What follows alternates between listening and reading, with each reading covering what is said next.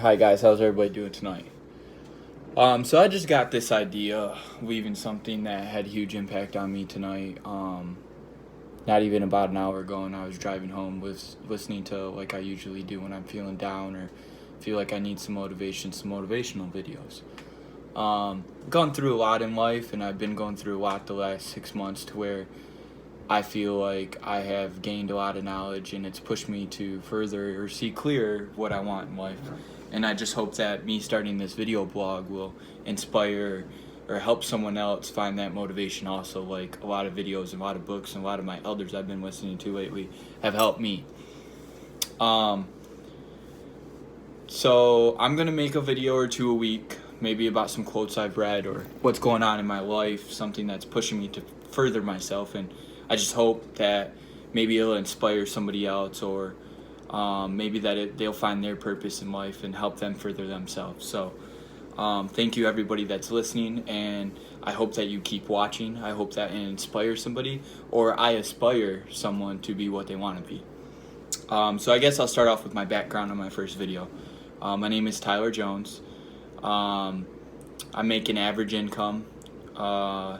I come from a very, very low income family.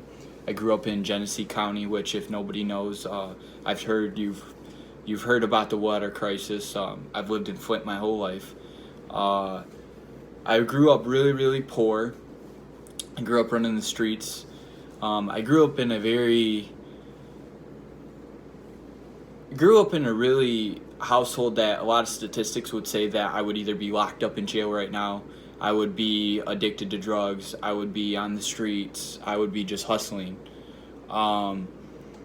Which before 6 months from now, my life was very much like that. So I was going towards a statistic that I grew up saying that I would never be. When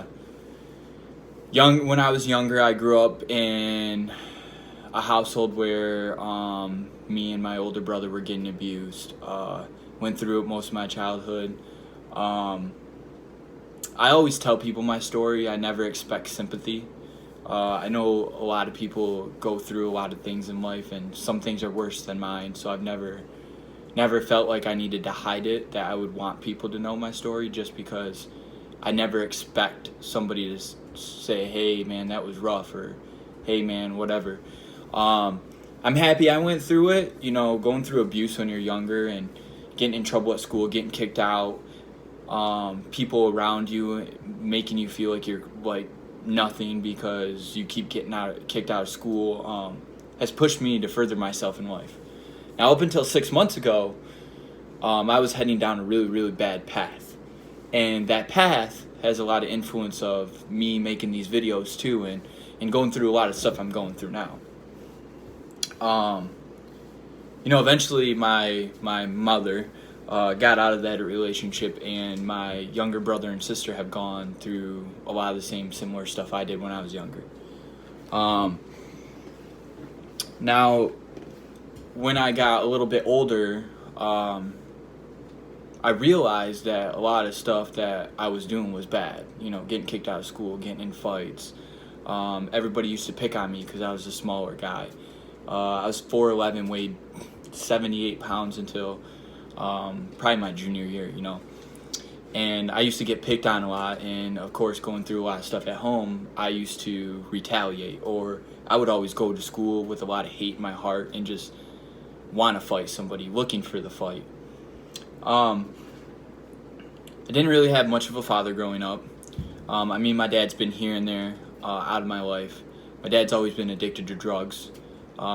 Just like a normal Flint story, a kid going through abuse, running the streets. My mom had to work 2 jobs to put food on the table, God bless her soul. I pretty much had to do everything on my own when I was growing up. I had to cook for myself. I was coming home from school, my mom was leaving to go to work.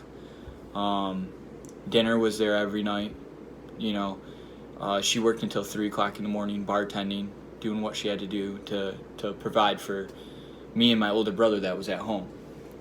At a young age, I ran the streets. I didn't have somebody saying, hey, you got to be home at this time. Hey, you got to get to school tomorrow.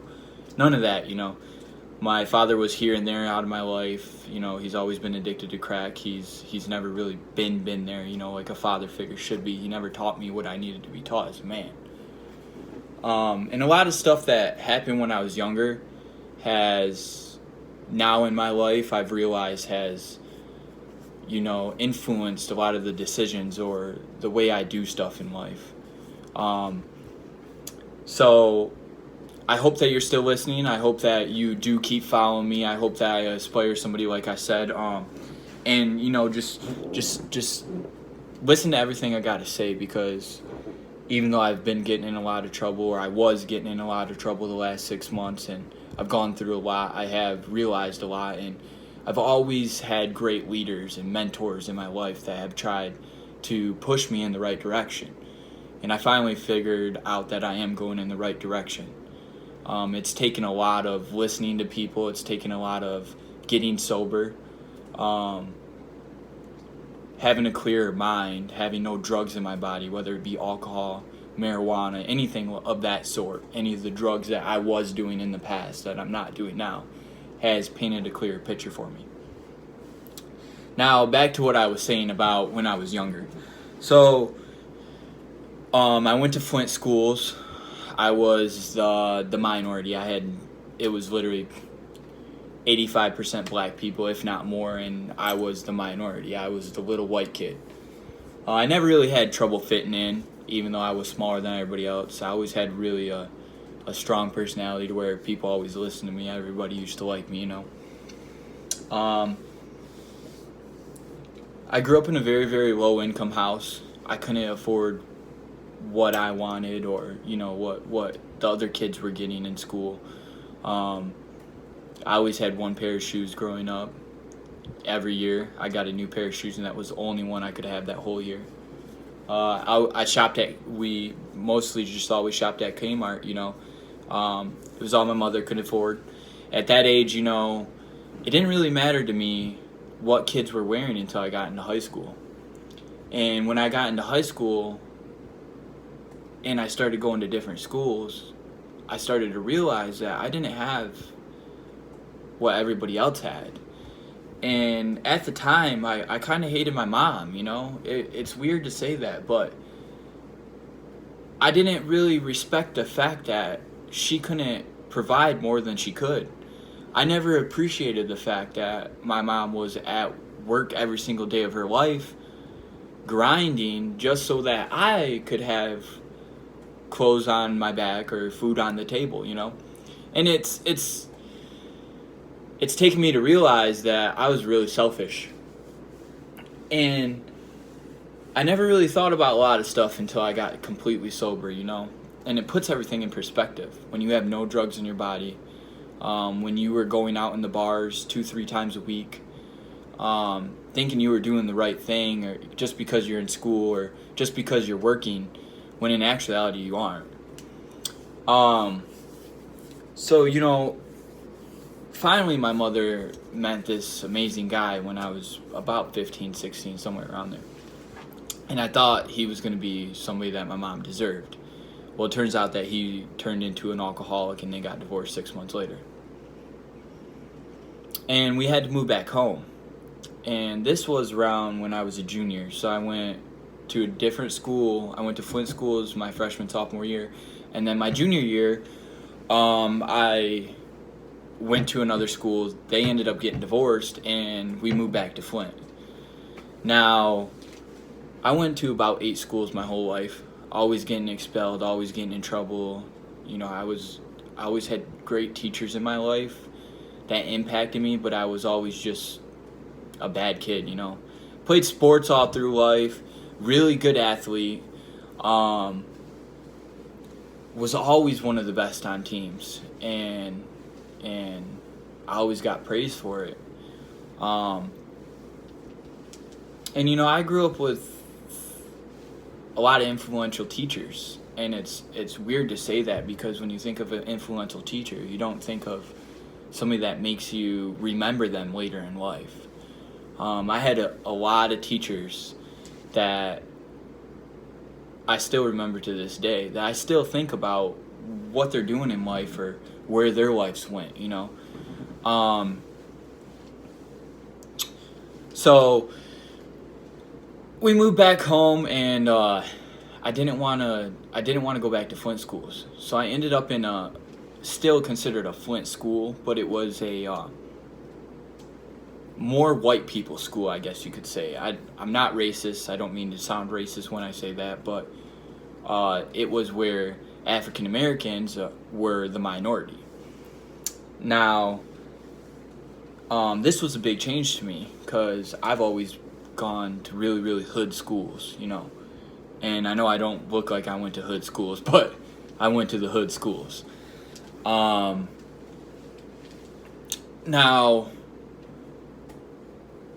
one of the things that I'm truly blessed is that I'm Native American. I don't think that if I had the stuff in my life as a Native American that I wouldn't be where I am today. I'm truly blessed, and I hope that everybody feels that they're blessed. Every day that you wake up, you should feel blessed. Went through a lot of rough stuff, you know, through life, and it changed me, and it's taken me a while to realize what effect my past had on me. You can never really move past what happened in the past. The past is always going to affect what you do now, what you do tomorrow, what you do in the future. So I graduated. Surprised that I graduated on time, getting kicked out or getting in so much trouble when I was a kid, you know. I just didn't really know what I was going to do after I graduated. I was always told that I was the problem child, you know, all this and that. Now, on my mom's side, I've always been the one that my mom has looked up to as the one that's going to go to college, graduate college. My younger brother and sister, you know, my brother keeps getting in trouble, been in and out of jail. My sister keeps getting in trouble. And they look up to me, and I try to influence them the best I can. And sometimes it's rough because I feel like even though I try to talk to them, they get in trouble again, I feel like it's my fault.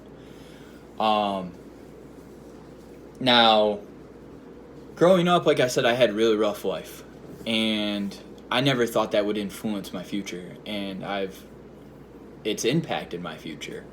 You think, you know, somebody that had a father that was never really there because of drugs, or people that had been involved in my life that were abusive or did the things they did because of alcohol, that I wouldn't turn into somebody like that. And, you know, my story's not like a lot of other people's. Some people actually, you know, because of that has a different effect on them, and they don't head down the wrong path. And a lot of them become very great people or leaders in this world. I just hope that my story helps other people. Now, I graduated, started college, never drank alcohol. I always smoked a lot of weed, never cared to drink. I took my first drink in high school and hated it. Never was a partier, never cared to party.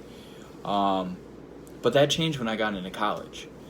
And what changed it was, you know, I thought it was because of who I was around or who I was surrounding myself with, which we'll discuss that later in a different video, you know. But it definitely did have an effect. Who you hang out with or what they are doing influences what you do. And it took me until college to realize that. So I guess I'll end this one with saying thank you for just listening to my story. That's just a little background about me. I just feel like that some people can relate better if they're going through some things, because I had a really bad past, and it affected me, and I was going through a lot of stuff the last 7 years of college, and it caught up to me. And I hope you realize that no matter what you're doing in life now, if you think that you're gonna get how should I say this? Just that if you think that what you're doing is not gonna catch up to you, it will. And your past is your past, leave it in the past. But just think about tomorrow and think about what you can do to better yourself. Thank you.